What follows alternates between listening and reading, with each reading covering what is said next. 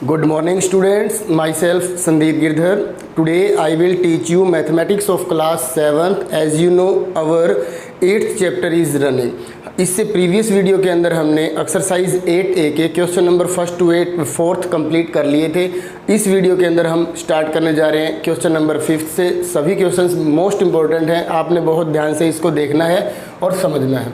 इसके देखिए question number 5 में हमें क्या गिवन है, divide ₹7400 among 3 people A, B and C in the ratio 3:5:12।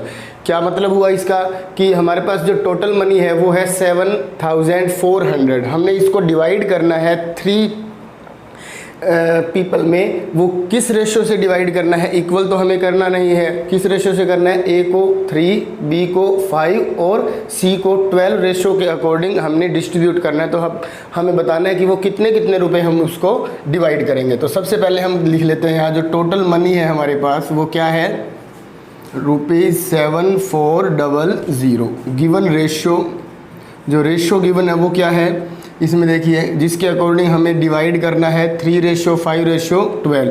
तो इस टाइप का यदि कोई क्वेश्चन आता है तो हम उस रेशियो का सम फाइंड कर लेंगे।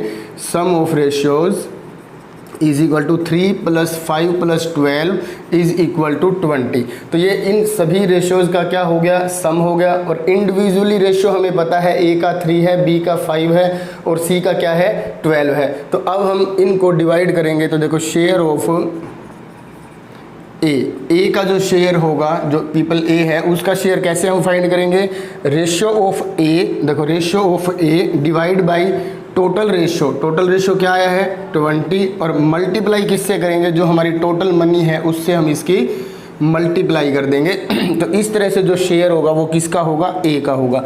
इसी तरह से अभी इसे सोल्व करते हैं। शेयर ऑफ बी फाइंड करने के लिए क्या करेंगे हम, बी का जो रेशियो है वो ऊपर, डिवाइड में कौन आएगा, सम ऑफ रेशियो और मल्टीप्लाई में जो टोटल मनी है वो लिखेंगे। इसी तरह से लास्ट में हम शेयर ऑफ सी फाइंड करेंगे। तो शेयर ऑफ सी फाइंड करने के लिए 12 का रेशियो, जो इसका रेशियो गिवन है वो अपॉन में टोटल इंटू में जो टोटल मनी है। अब इसको सोल्व कर दे, देखो 0 से 0 कट कर देंगे, 2 से इसको जब कट करेंगे 3 2 जा 6 70 370।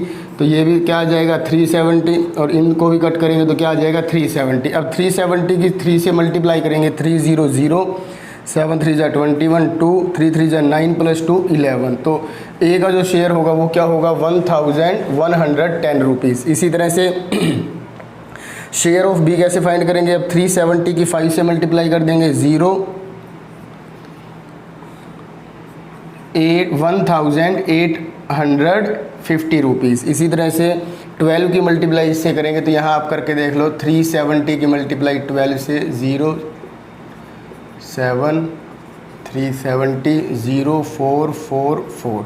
तो यहाँ पे जो सी का शेयर होगा वो हो गया 4440 रुपीज़। तो इस तरह से हमें किसी भी मनी को किसी भी पीपल में इस तरह से हमें डिस्ट्रीब्यूट करना है। जो रेशियो होगा पहले उनको हम ऐड करेंगे और फिर उसके डिवाइड में करके मल्टीप्लाई करके उसको सोल्व करना है। तो ये तो हमारा क्वेश्चन नंबर 5 हो गया। अब देखिए इसी तरह से क्वेश्चन नंबर 6 है। क्वेश्चन नंबर 6 में थोड़ी सी चेंजिंग है।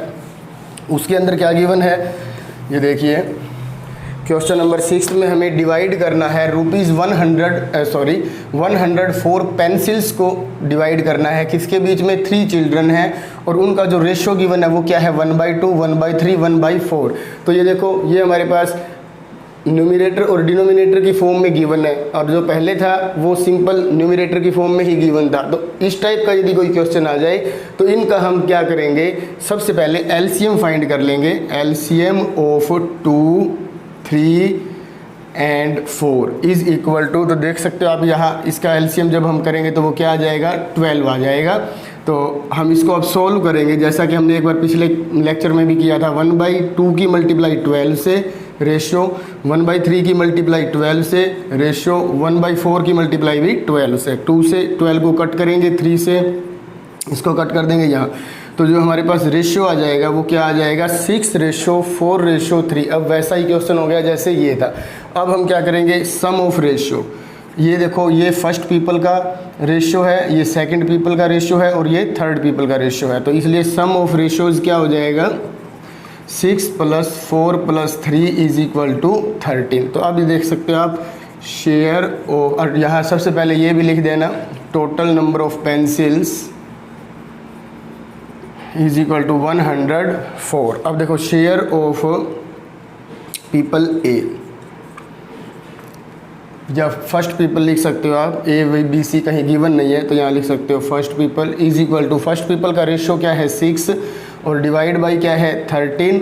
13 कहाँ से आ गया सम ऑफ रेशियोज और multiply total number of pencils कितनी है 104। तो अब यहाँ पे आप इसको कट कर सकते हो। तो ये देखिए 8 की टेबल पे ये कट हो जाएगा, 8 6 जा 48, तो 48 पेंसिल्स ये किसके हिस्से में आएंगी फर्स्ट पीपल के। इसी तरह share of second people = second people का रेशियो क्या है 4/13 मल्टीप्लाई 104 से ये कैंसिल हो गए 8 4 जा 32 पेंसिल्स।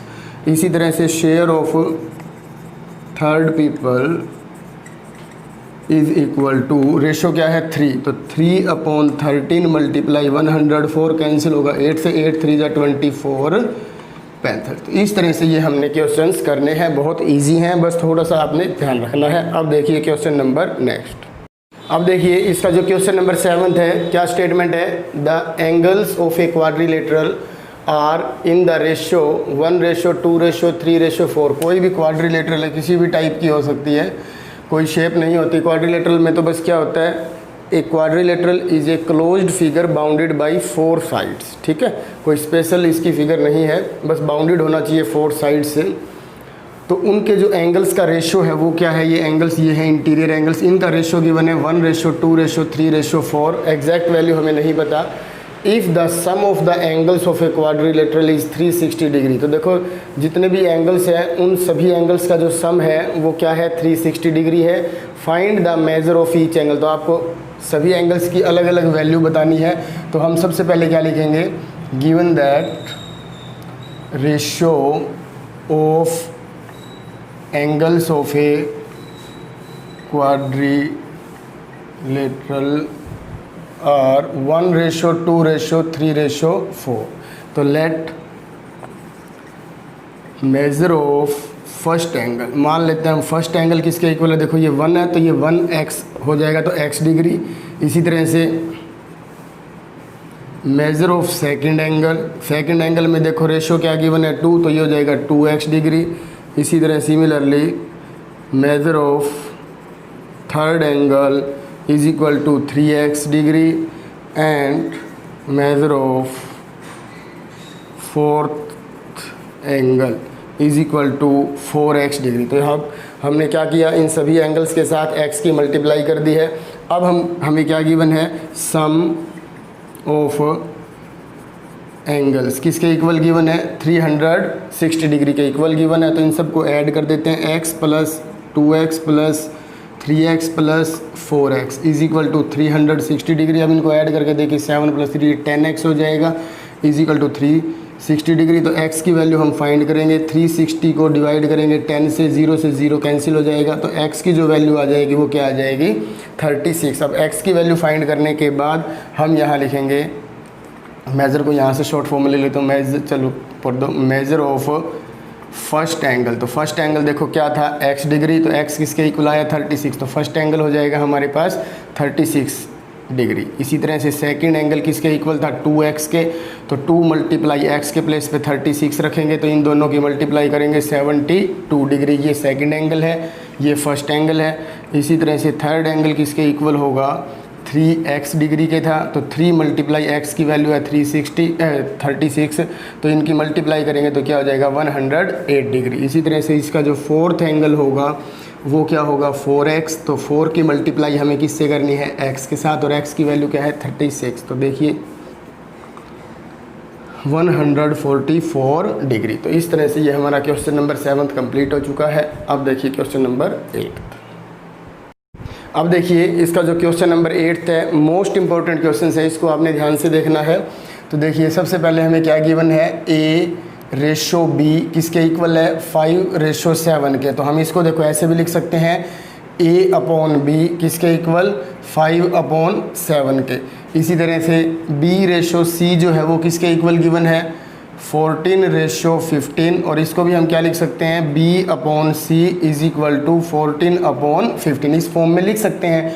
अब देखिए हमें फाइंड क्या करना है, टू फाइंड A/C। तो A/C मीन्स A/C हमें फाइंड करना है। तो A/C फाइंड करने के लिए देखिए हम ऐसे लिख सकते हैं इसको A/B मल्टीप्लाई विद B/C। क्यों लिख सकते हैं, क्योंकि B से ये B कैंसिल हो जाएगा तो हमारे पास क्या रह जाएगा, ऊपर A और नीचे C। तो देखो A/C इक्वल है A/C। तो इसका मतलब ये हुआ कि हम A/C को इस फॉर्म में लिखना चाहें तो लिख सकते हैं A/B मल्टीप्लाई विद B/C। तो कैंसिल हो गए A/C ही आ जाएगा। तो अब ये देखिए A/B की वैल्यू हमारे पास गिवन है 5/7 और B/C की वैल्यू क्या गिवन है 14/15। इस तरह से अब हम इसको कट करेंगे, 7 1 जा 7 2 जा 5 1 जा 5 3 जा, तो क्या आ जाएगा 2/3 और A/C हमारे पास आया 2/3 और हमें फाइंड क्या करना था A/C। तो A/C किसके इक्वल हो जाएगा 2/3 के। तो इस तरह से ये हमने क्वेश्चन कंप्लीट करना है, मोस्ट इंपॉर्टेंट है। एक बार दोबारा देखिए A/B इसके इक्वल है तो हम इसको लिख सकते हैं A/B 5/7, B/C क्या हो जाएगा 14/15 और वैल्यू हमें फाइंड करनी है A/C की, मतलब A/C की। तो इसको इस फॉर्म में लिख सकते हैं A/B मल्टीप्लाई B/C। तो A/B की वैल्यू हमने लिख रखी है यहाँ 5/7, B/C की वैल्यू क्या है 14/15। कैंसिल आउट करेंगे तो क्या रह जाएगा 2/3 और 2/3 को रेशो की फॉर्म में लिखेंगे तो क्या हो जाएगा 2/3। अब देखिए इसके बाद है इसका जो नेक्स्ट पार्ट के अंदर हमें क्या गिवन है, ये भी इम्पोर्टेंट है। X/Y है 2/7 के, तो इसको भी हम क्या लिख सकते हैं X/Y इज इक्वल टू 2/7। इसी तरह से Y/Z है, तो Y/Z हमारे पास गिवन है 9/11 के, तो ये हो जाएगा Y/Z इज इक्वल टू 9/11। अब आपको यहाँ ध्यान रखना है कि हमें फाइंड किसकी वैल्यू करनी है। अब A/C की तरह X/Z नहीं फाइंड करना, हमें क्या फाइंड करना है X/Y/Z। ये थोड़ा इंपॉर्टेंट हो जाएगा। इसके बीच में देखो जो मिडल वैल्यू है Y, इसके ऊपर मेन फोकस करना है हमें। तो सबसे पहले हम क्या लिखेंगे, to find X/Y/Z we have to make Y equal in both cases. तो देखो ये दोनों केसेस हैं, एक तो X/Y क्या है 2/7, Y/Z क्या है 9/11। तो X/Y/Z निकालने के लिए हमें Y को इक्वल करना है बोथ केसेस, दोनों केसेस के अंदर। तो इसमें देखो Y किसके इक्वल है 7 के और इसके अंदर देखिए Y किसके इक्वल है 9 के। तो इन दोनों को इक्वल कैसे कर सकते हैं, तो आप इनका 7 का और 9 का LCM लेके देख लीजिए। 7 और 9 का जब हम LCM लेंगे तो क्या आ जाएगा 63 आ जाएगा। तो अब आपको क्या करना है, ये जो 2/7 है इसको 2/7 में जो Y के प्लेस पे 7 है इसको 63 बनाना है। तो 63 बनाने के लिए आप इसकी मल्टीप्लाई, देखो ये 9 है ना, तो 9 से कर देंगे तो ये हो जाएगा 9 2 जा 18 और ये हो जाएगा 9 7 जा 63। तो ये जो हमारा X/Y जो है ये किसके इक्वल बन जाएगा 18/63 और 18/63 को हम रेशो की फॉर्म में क्या लिखेंगे 18/63। तो इट मीन्स X/ जो Y है वो किसके इक्वल आ गया 18/63 के। इसी तरह से अब हमारे पास ये जो Y/Z है किसके इक्वल है 9/11 के। और मैंने आपको क्या कहा है कि Y को हमने इक्वल करना है बोथ केसेस। तो यहाँ पे 9 की मल्टीप्लाई हम किससे करेंगे 7 से कर देंगे। तो देखो इसके डिनोमिनेटर से कर देंगे तो 7 से करेंगे तभी ये 63 बनेगा, क्योंकि हमें दोनों केसेस के अंदर 63 लाना है Y की वैल्यू, ठीक है, क्योंकि Y के दोनों वैल्यूज़ का जो LCM हो वो क्या है 63 है। तो यहाँ 9 7 जा 63 अपॉन में 77। तो इसको हम अब क्या लिख सकते हैं Y/Z किसके इक्वल हो जाएगा 63 रेशो में 77। अब आप देख सकते हो X/Y किसके इक्वल है 18/63 और Y/Z किसके इक्वल है 63/77। तो यहाँ से आप कंपैरिजन करो, देखो X ये है Y ये है, Y ये है और Z ये है। तो देख सकते हो आप Y दोनों केसेस के अंदर अब इक्वल हो चुका है। तो इसलिए 10 X/Y/Z किसके इक्वल हो जाएगा 18/Y देख लो दोनों केसेस के अंदर सेम हो चुके हैं 63 और Z हमारे पास क्या है 77। तो इस तरह से हमने इस क्वेश्चन को करना है। अब देखिए नेक्स्ट क्वेश्चन। अब देखिए इसका क्वेश्चन नंबर 9, ये भी मोस्ट इंपॉर्टेंट है। इसके अंदर भी देखिए आपको क्या गिवन है L/M 1 and 1/2 ratio 1 and 3/4 given है। तो हम क्या करेंगे, सबसे पहले L रेशो M को इम्प्रॉपर फॉर्म में चेंज कर लेंगे। 2 1 जा 2 + 1 3/2 रेशो 4 1 जा 4 + 3 7/4 एंड M रेशो N किसके इक्वल है, 3 2 जा 6 + 1 7/3 रेशो 4 5 जा 20 + 1 21/5। अब देखिए L अपॉन M की वैल्यू हम फाइंड करेंगे, तो ये है ऊपर 3/2 डिवाइड बाई क्या हो जाएगा 7/4। तो देखिए 3/2 ये जो डिवाइड का साइन है किस में चेंज हो जाएगा, मल्टीप्लाई में। तो 7/4 का रेसिप्रोकल कर देंगे 4/7 2 2 जा 4, तो ये हो जाएगा 3 2 जा 6/7 मीन्स L रेशो M को हम क्या लिख सकते हैं, 6/7 लिख सकते हैं, या फिर L अपॉन M हमारे पास किसके इक्वल आ गया 6/7 के। एंड इसी तरह अब M अपॉन N की वैल्यू फाइंड करेंगे, तो ये क्या हो जाएगा 7/3 डिवाइड बाई 21/5। तो 7/3 मल्टीप्लाई विद 5/21, 7 1 जा 7 3 जा 5 1 जा 5 और 3 3 जा 9। तो यहाँ M अपॉन N की वैल्यू हमारे पास आई है 5/9। इन दोनों वैल्यूज़ को आपने ध्यान में रखना है, क्योंकि नेक्स्ट क्वेश्चन में भी इसकी हेल्प होगी, मैंने लेनी है इसकी हेल्प। अब ये देखिए हमें फाइंड क्या करना है, फर्स्ट पार्ट के अंदर we have to find L ratio N। तो पहले वाले क्वेश्चन की तरह देखो L रेशो N को हम क्या लिख सकते हैं, L अपॉन N। तो L अपॉन N को फाइंड करने के लिए हम ऐसे लिख सकते हैं L upon M multiply with M upon N, क्योंकि देखो M से M ये जो कैंसिल होगा तो क्या रह जाएगा, ऊपर L नीचे N। तो देखो ऊपर L नीचे N इक्वल, तो इसका मतलब ये इस फॉर्म के इक्वल है। तो अब L अपॉन M की वैल्यू हमने यहाँ फाइंड की थी, क्या है 6/7 multiply with M upon N की वैल्यू हमारे पास यहाँ है 5/9। जो कैंसिल होते हैं उसे कैंसिल कर देंगे, 3 2 जा 6 3 3 जा 9। तो 5 और 2 की मल्टीप्लाई 10, 7 और 3 की मल्टीप्लाई 21। तो इस तरह से L रेशो जो N होगा वो किसके इक्वल होगा, 10/21 के। ये हमारा 8th का जो फर्स्ट पार्ट था बिल्कुल सेम वैसे ही है, बस इसके अंदर थोड़ा सा ये मिक्स फॉर्म में चेंज करके और ये वैल्यू फाइंड करनी थी।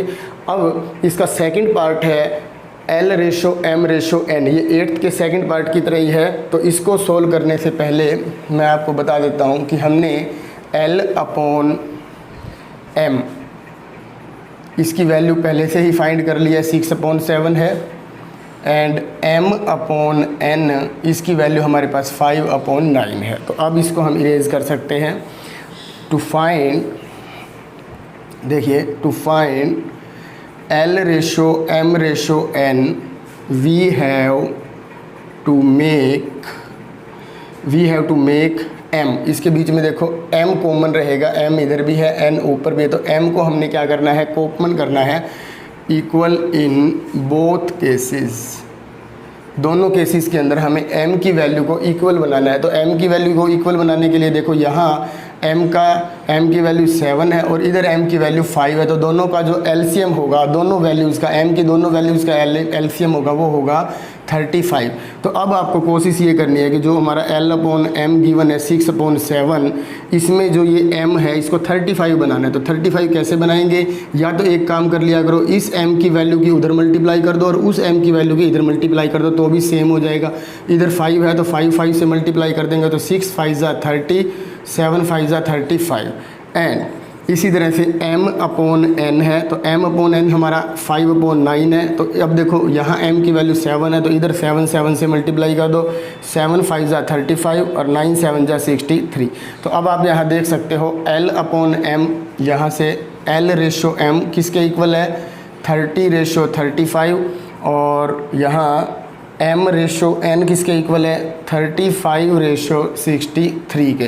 तो अब आप देखो यहाँ M की वैल्यू 35, इधर M की वैल्यू 35, दोनों सेम है। तो अब हम लिख सकते हैं L ratio M ratio N किसके इक्वल हो जाएगा, L किसके इक्वल है 30, M किसके इक्वल है 35 और N किसके इक्वल होगा 63 के। तो इस तरह से आपको क्वेश्चन नंबर 9 कंप्लीट करना है। मुझे उम्मीद है आपको बहुत अच्छे से समझ में आ गया होगा।